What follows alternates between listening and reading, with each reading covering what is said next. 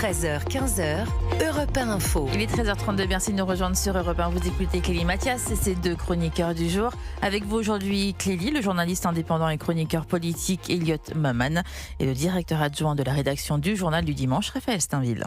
Dans un instant, François Ruffin se dit hostile à l'immigration du travail et vous allez voir qu'il s'attire les foudres de ses amis de la gauche. Mais avant cela, cette proposition de Marine Tondelier, la patronne des écologistes, était ce matin sur Sud Radio. Écoutez ce qu'elle propose. Ça se fait dans d'autres pays. En Espagne, ils ont instauré un congé payé climatique. Qu'est-ce que ça veut dire ? C'est-à-dire que des fois, il y a des travailleurs qui peuvent pas travailler pour des raisons climatiques. Il y a un décret un peu vague en France qui donne même pas de seuil. À partir de autant de degrés, on arrête. En Espagne, c'est 4 jours. Nous, on est parti sur 5 jours, mais à discuter. On est en train d'en discuter avec les syndicats patronaux et des représentants des salariés, évidemment. Et ce que je trouve intéressant, c'est que ça peut être en cas de forte chaleur, mais ça peut être aussi dans d'autres cas. Exemple, quand il y a eu les très fortes inondations dans le Nord-Pas-de-Calais, il y avait des routes qui étaient impraticables. Si vous pouvez faire du télétravail, vous en faites, mais il y a des salariés qui ont dû prendre des congés sur leurs 5 semaines de congés par an pour partir avec leurs enfants l'été parce qu'ils ne pouvaient pas aller travailler. Alors, Elliot Maman, bonne idée ? Écoutez, c'est une bonne idée si l'on veut s'imposer au centre de l'agenda médiatique sur un jour férié où précisément les médias vont être tout particulièrement preneurs d'éventuelles polémiques et discussions. Je pense que c'est plutôt là-dedans que on a foncé dedans alors. Exactement, que Marine Tondelier s'inscrit. Et c'est évidemment très habile. Sur la question des inondations, évidemment, on comprend que c'est un problème. Il me semble que c'est aussi ce à quoi servent généralement les assurances. On a en effet eu des cas d'employeurs qui n'ont pas du tout été flexibles ni compréhensifs par rapport à par rapport à des routes qui n'étaient pas praticables du fait des inondations. C'est scandaleux. Je pense que ça relève tout de même de décisions individuelles et je ne suis pas certain qu'il faille véritablement ériger un nouveau jour férié à ce titre. Sur la question de la chaleur, là aussi c'est intéressant. Je pense en effet qu'il nous faut prendre en charge cette question de la chaleur qui devient de plus en plus embêtante dans notre quotidien. Je ne sais pas si c'est véritablement en proposant de nouveaux jours fériés dont on pourrait disposer à la carte. Peut-être par exemple que l'on pourrait avoir une réflexion sur le fait que la France est l'un des pays avec le moins de climatisateurs au sein de l'OCDE. Alors évidemment, on comprend que d'un point de vue idéologique, ça ne va pas nécessairement, exactement, ça ne va pas nécessairement dans le sens de Marine Tondelier, qui voit également qu'elle peut-être faire avancer un agenda un peu décroissant en proposant des jours fériés à la carte et une extension des congés payés climatiques. Ouais. Exactement.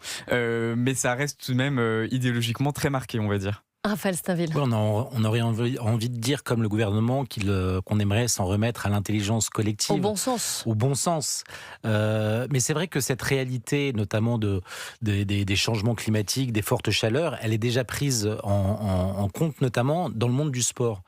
Quand vous voyez à la manière par laquelle le foot s'est adapté, notamment au canicule, en proposant finalement des quarts temps pour que les joueurs qui, sous forte chaleur, ne peuvent pas courir pendant 45 minutes, sont obligés de faire des pauses, je crois, tous les quarts d'heure désormais, ou 20 minutes.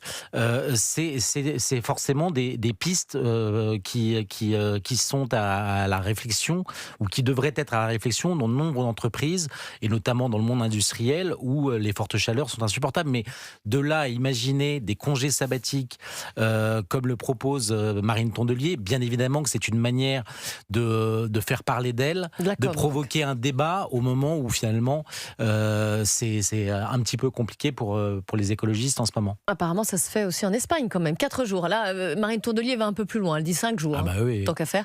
Mais, la surenchère. La surenchère. Non, donc oui, si l'Espagne le fait, après tout, effectivement, est-ce que c'est une si mauvaise idée de ça, ce qu'elle lance ? Non, mais je pense que, encore une fois, ça doit être aux entreprises ou aux branches de mettre en place ce genre de dispositif. Pas à l'État de légiférer. C'est en fait, on croule. Le code du travail n'a cessé d'enfler. S'il faut encore davantage complexifier ce code du travail en imaginant le moindre aléa climatique et une réponse qui doivent être répercutées sur l'ensemble du monde du travail, ça me paraît une folie. Oui, absolument. Et d'ailleurs, on avait déjà eu au cours de précédentes canicules des débats quant à la nécessité pour les employeurs de s'assurer au moins que leurs travailleurs aient un moyen de ventilation à proximité. Ça, en effet, c'est probablement quelque chose qui est nécessaire. Là aussi, je ne sais pas s'il faut nécessairement légiférer sur ce sujet-là ou si l'on peut s'en remettre à l'intelligence collective, pour reprendre la formule. Mais on comprend bien que c'est quelque chose qu'il faut prendre en charge. Ça, c'est absolument indubitable. Est-ce qu'il faut aller jusqu'à... Décaler les horaires de travail aussi, parfois, ça se fait. ça, bien sûr. Bah ça relève de l'intelligence collective, vraisemblablement, surtout si ce sont des travaux qui sont exposés à la chaleur, à la lumière du jour, etc. Bien sûr. Autre